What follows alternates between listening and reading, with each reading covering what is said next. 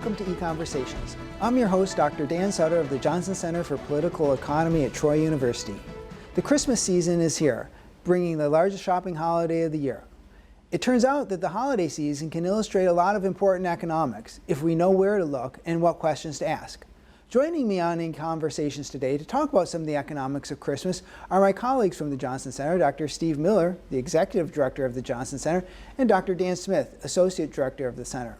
Welcome back to the show, gentlemen, and Merry Christmas. Thank you, Dan. Good to be here.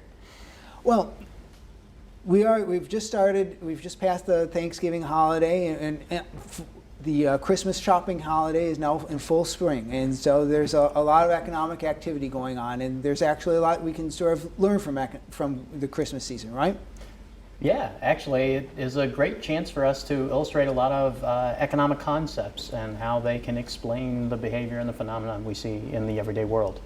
Now, just to start with, Christmas shopping in and of itself is pretty significant for our economy and for retailers and for the producers of many different products out there, right?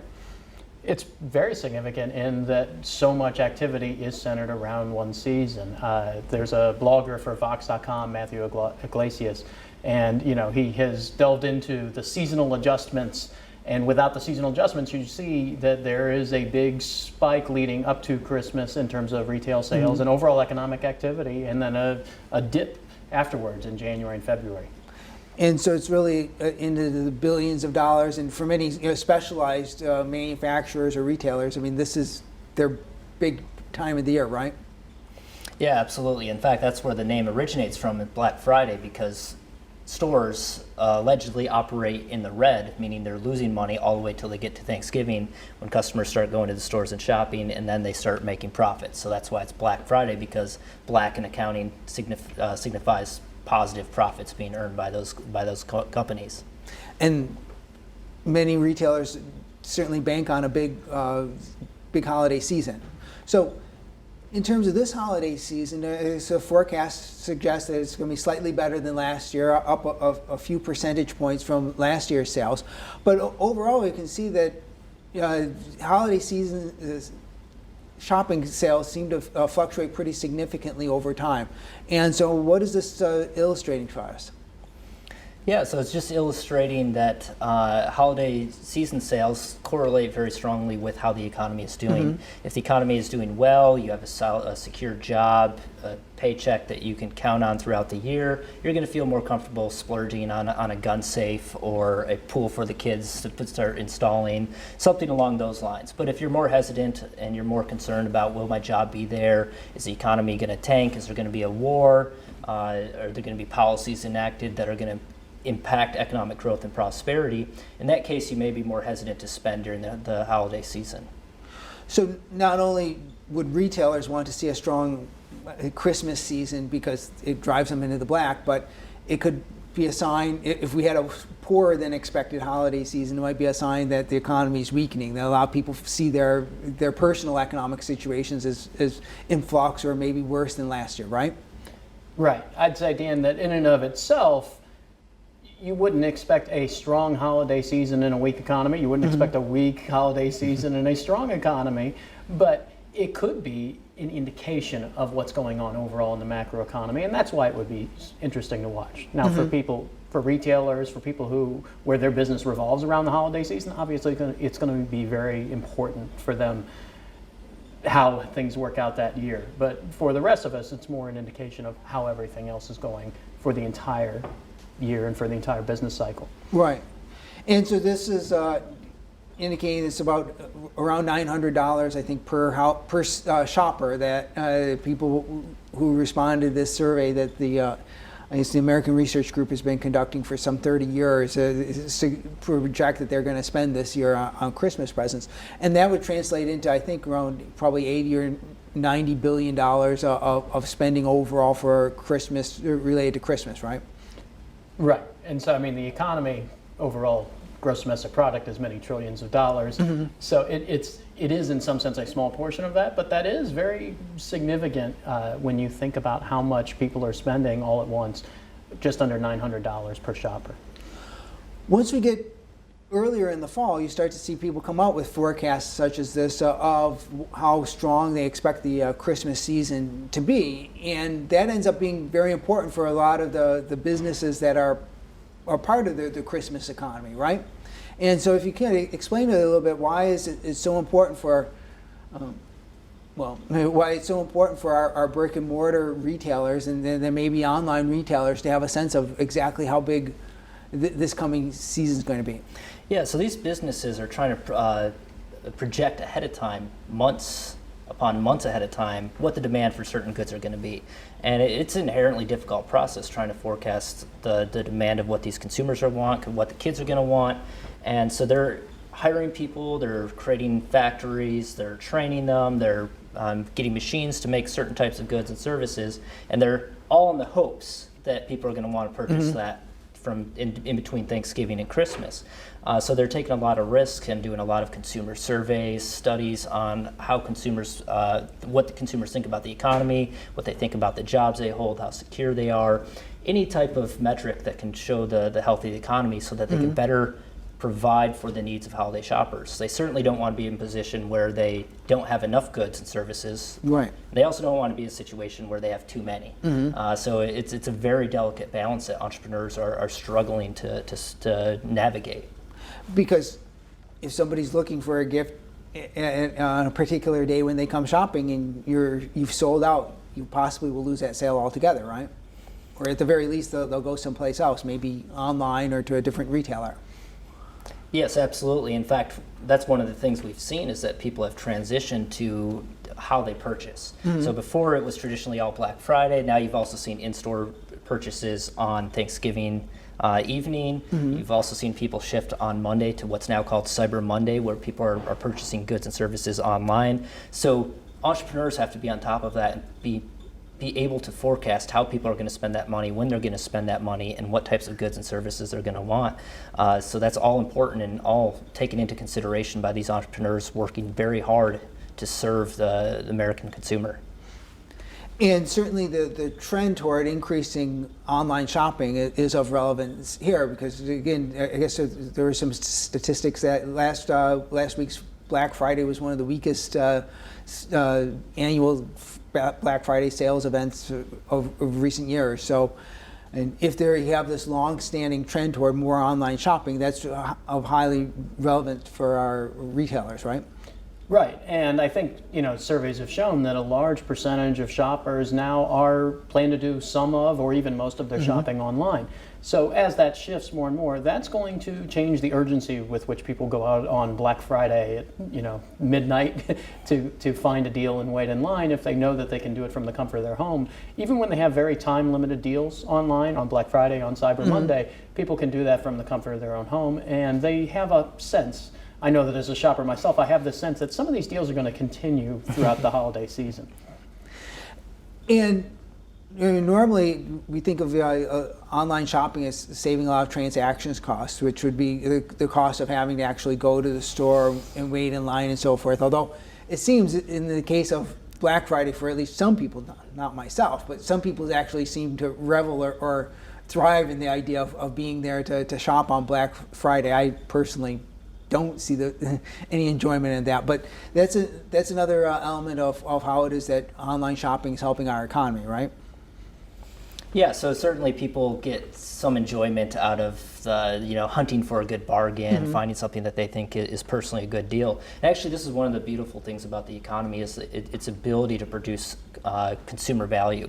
So these producers, they produce goods, they certainly get producer value and get profit out of each item sold. But on top of that, consumers get valuation. To purchase a product, they have to value it at more than the price that they're purchasing it. And anything above that price is what economists call consumer value. It's value obtained by the consumer in purchasing that product that they value above the price they actually have to pay for it.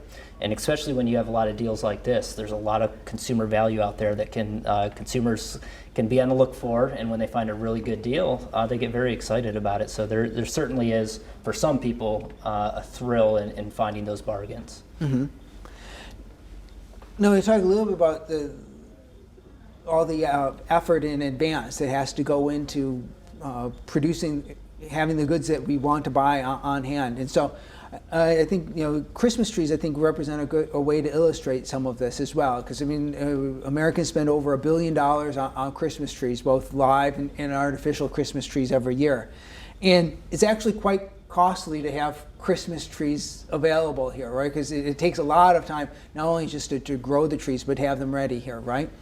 Right. It takes a great deal of effort to plan, and I remember for many years I lived in Western North Carolina, where a lot of Christmas trees are grown in the southeastern U.S. And that's a planning process that takes years, where you figure out, where you have to think about where demand is going to be pretty far in the future, and you are growing trees now, and you're figuring out which trees to harvest and how to do it, and when to let people come out and cut their own trees, and when to send them off to tree lots. And so there's a lot of complex coordination of people's economic activity that goes into just one simple item. I mean, very simple. It's a tree.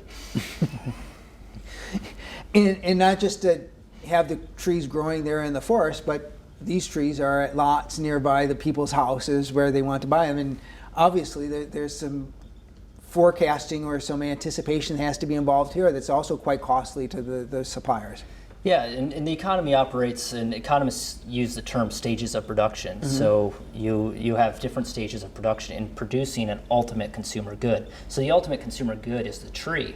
But you also have people throughout the process making the machines to cut down the trees. You have people making the irrigation systems to properly manage and use all the proper techniques to grow these trees. You have people going to school, building up human capital in forestry so that they can learn how to properly manage and grow these trees. So you have all these stages of production where they're producing things that aren't the direct consumer good.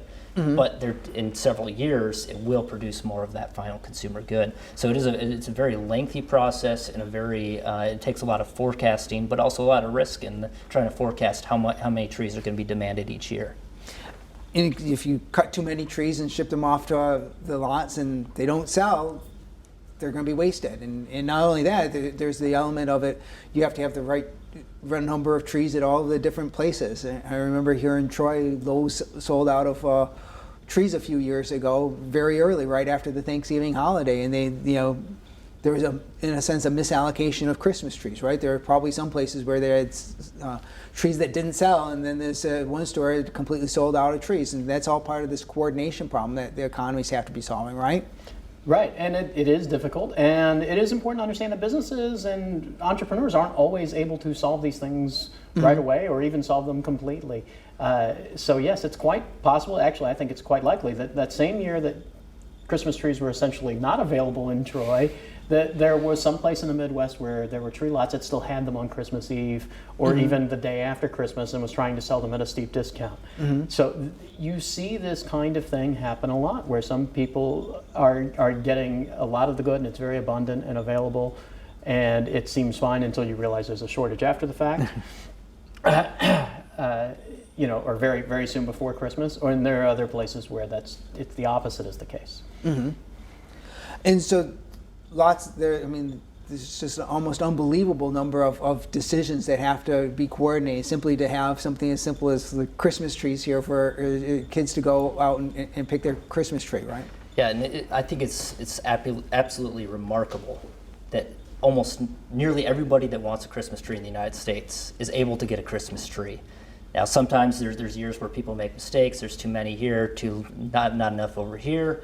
But in large, everybody that wants a Christmas tree is able to get one, and no one's planning it. There's no government agency that says we need to grow Christmas trees and provide them to every household. Entrepreneurs operating independently forecast that market demand and take all the steps necessary, make the investments necessary to provide for those needs many years out. So they're planting trees for people that won't be demanding a tree maybe for several years down the road. So it's absolutely remarkable how the market coordinates all those entrepreneurs and meets them up with consumers. Another element of the holiday season seems to be that every year there seems to be at least one or two toys or other gifts that are very much in demand. They're the hot toy that every child wants, and they tend to sell out. And in fact, I mean, it's been such a pervasive issue. I mean, even movies with Arnold Schwarzenegger capturing this frustration on the part of parents to try to be able to get that gift, that in-demand gift. But even this illustrates an important element of our economy known as the discovery process, right?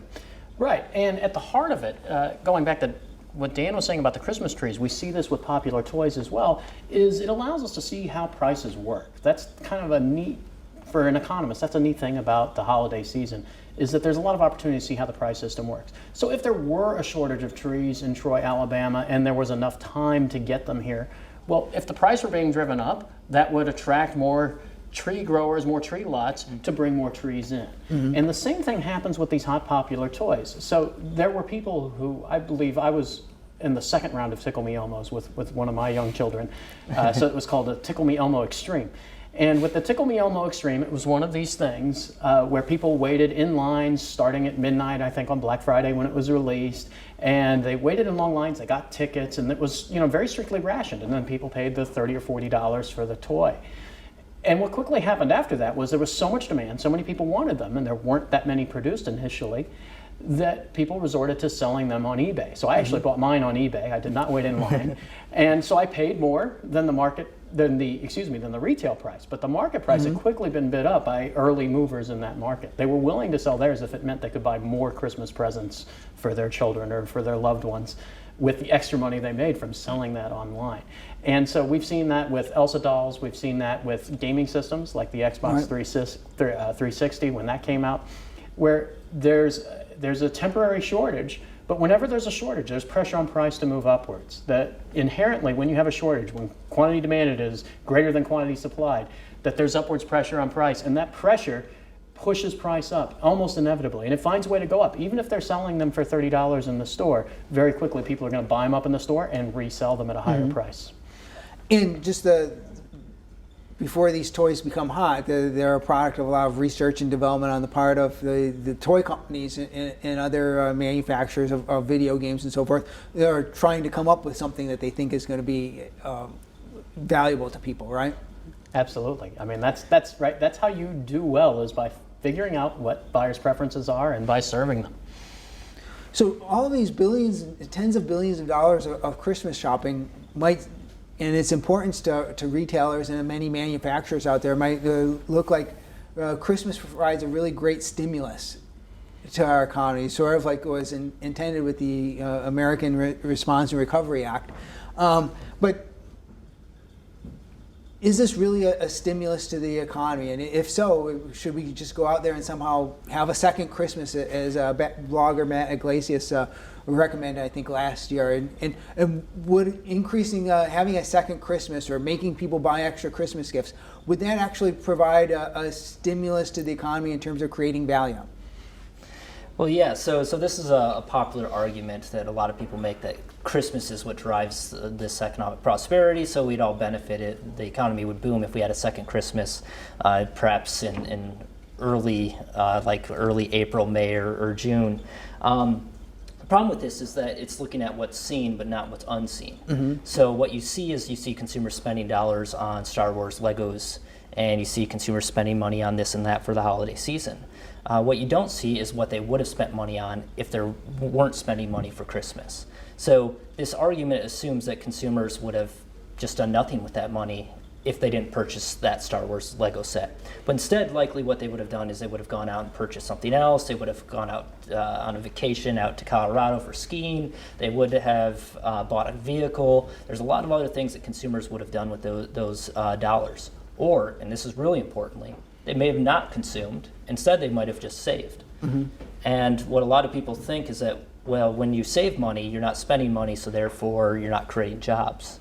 But when you save money, you put money in the bank. Well, that bank lends it out to entrepreneurs trying to predict what you're going to want to buy in the future. And that creates jobs just as much as purchasing goods and services. So when you put money in the bank lends it out, they hire people, they create a building to manufacture goods. They're creating jobs, long-term jobs, sustainable jobs, just as much as they would if you're spending that money buying consumer goods.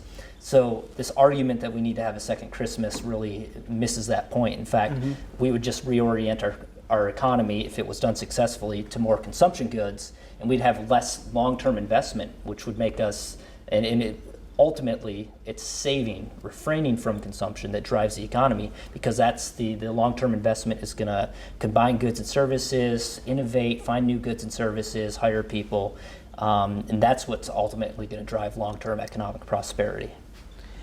Now, I guess you'd have to leave it to economists to try and see a dark side or the downside of Christmas, but there is one. It is first highlighted by economist Joel Waldfogel a few years ago in a paper he wrote, and then he extended it into an entire book. And this idea that there's something known as a deadweight loss of Christmas. How does this work? How is this happening? So, for example, Dan, suppose you and I were to exchange Christmas gifts, and I were to spend $50 on you and you were to spend $50 on me. It's very unlikely that the $50 I spend on you goes to satisfy your highest use of that, right? Your highest valued use of that $50. And it's very unlikely that the $50 you spend on me would go to my highest valued use of that $50. I know my own preferences and I know what I'd prefer to buy, probably better than you know what to buy for me, and vice versa. So there's inherently a deadweight loss because we're spending money on each other that goes to getting something that is probably not what we would have chosen to buy for ourselves with that same money. Like, say, Christmas sweaters. Especially if it were a sweater like that. And even if we return the gifts afterwards, we're still not completely avoiding this deadweight loss because people have to take time out. Somebody took some time to go to the store to buy the Christmas gift in the first place, and then the person who receives the gift has to take time to go to the store and exchange or return it for the thing that they really want to have. But we've consumed some real resources there in both buying the gift and then returning it, right? Well, just driving to the store, the value of your time, there's still deadweight loss, as you say. And then, you know, for people like me who have a very strong aversion to the Walmart and Target customer service desk, I would just keep the sweater in a drawer. Now, this is actually a problem we see with other government programs or in other areas of our economy. It could be because the Christmas gift, if you give a gift as opposed to just giving somebody money for Christmas, is what's known as an in-kind gift. And so we see other examples of this out there in the economy, right? Yeah, so this is a strong argument economists make, is that a big critique of many welfare programs that provide in-kind transfers are providing certain goods and services like agricultural products or government cheese to the people in need, rather than providing them with the cash to purchase what they need. This ultimately results in a loss of consumer welfare because government and people at the top, outsiders, are usually pretty bad predictors at finding out what the people actually want and need. And they'd be much better off if you simply gave them cash and allowed businesses to compete against each other to deliver the goods and services they want. And so we see a similar deadweight loss with, like, say, the food stamp program where people would prefer to be receiving cash. Well, I think the loss of value that's coming out of the deadweight loss of Christmas, as you suggested, Steve, was the problem of the fact that I don't know what you really want to have for Christmas, and I think, you know, this knowledge problem is really driving a lot of this. As you might recall from the movie A Christmas Story, Ralphie's Aunt Clara thinks that he's a 4-year-old girl, and so gives him a gift that's appropriate for a 4-year-old girl, but not for like a third grader. And you know, of course, Santa Claus is going to get around this because he's able to ask kids what they want to have for Christmas. But if you don't have this access to the knowledge of what people want, we might end up with something like this, right? Which is something we saw in our research, right, Dan? Yeah. So what we saw with in-kind donations is that people, giving out of the generosity of their heart, were donating water. They're donating different types of supplies, clothing. And when we went to Joplin and Tuscaloosa, almost almost across the board from everyone we talked to, they called all those donations the disaster after the disaster. Well, that's very odd because people were donating goods and services, right, that they needed. But really what was happening is in Tuscaloosa, they had 27 warehouses full of clothes that they had to get volunteers, take them away from helping remove debris, rebuilding homes, and take them to sorting through clothes in those warehouses. So it took away time. A lot of people, it weren't the right sizes, they weren't the clothes that they wanted. So when the tornado struck in Joplin, Tuscaloosa, the people operating the warehouses in Tuscaloosa actually shipped a lot of those goods up to Joplin. And then when later on, when Mississippi had some flooding, the people in Joplin, Missouri shipped those same goods over to Mississippi. And eventually I heard it made its way out to Washington. So it's probably made its way, the same goods across the country, because it takes so many resources to dig through it. And what they wanted is they wanted people to donate money instead. Because Lowe's, Walmart, Home Depot will do a good job of actually getting the goods that they need in the quantities they need, but people from the outside don't have that knowledge. So they really need, if we had a Santa Claus that could actually tell us, specifically this is what people want and this is in the quantities they want, we could donate exactly what they wanted. But in the absence of a Santa Claus, we're much better just giving cash and allowing the people to buy what they want from businesses. Or otherwise you get that holiday fruitcake that gets passed around. Now, we see people continue to gifts for Christmas as opposed to cash, and even though we suspect that there's probably this deadweight loss and maybe a significant deadweight loss from the gift. So this suggests, I guess if you're probably a good economist, you need to look a little closer at why it is that people are giving gifts. And so if we dig a little closer here at why people are giving gifts, are there some reasons why we might see people continue to give gifts? I think there's an excellent reason, which is the signal that it sends. So it sends a signal, first of all, it sends a strong signal. And there's a lot of economic literature on signaling in the past 15 years or so, which talks about, it's not just the amount of a purchase, right, with a gift. And it's not just the actions that you take and the costs and benefits to you of those actions, but there's further costs and benefits when it comes to the signal. And signals are actually more valuable when they're costly. So one thing you're doing when you give a gift is you are sending a very specific signal to the person you're giving a gift to that you put thought and effort into this. That almost you're saying, I took a risk. I took a chance of being a little inefficient. I took a chance of getting you something slightly wrong because I want to show you how much I care, that I was willing to invest extra effort, not just the money. The other thing, though, with the signal is that when you get the gift right, like Ralphie's dad did with the Red Ryder BB gun, you are signaling that you do listen and you do care and that you really do know the person. And so it's very powerful, and we all like getting that gift that really does speak to us.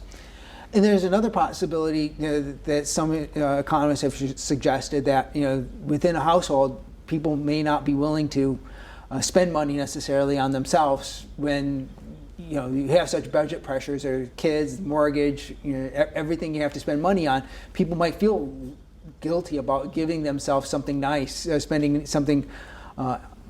money on themselves for a nice thing like, say, a trip to a day spa or something like this. So this couple might not want to spend this money on themselves, given that they have to pay the mortgage or buy things for their kids. But if their parents were to give them a gift for Christmas, of a gift certificate to go to the day spa, that might give them something that they would be unwilling to spend the cash on if they gave it to. And so there might be some other reasons around here. And if you're a good economist, when you see something that's persisting, that looks to be inefficient, it is important to actually ask, like, well, what are people trying to accomplish here, right? Yeah, absolutely. My wife would not be happy if I just gave her cash on Christmas rather than going out and buying the sweater that she wants. Well, I'm glad to see that there are a lot of important economic lessons here to be had from Christmas, and that the Christmas economy does illustrate a lot what's going on the other 11 months of the year, and a lot of the same kinds of important decisions that businesses have to undertake. Well, thanks for coming on and talking about this for us, and thank you all for watching us. And from all of us here at EconVersations, we wish you a Merry Christmas and a Happy New Year.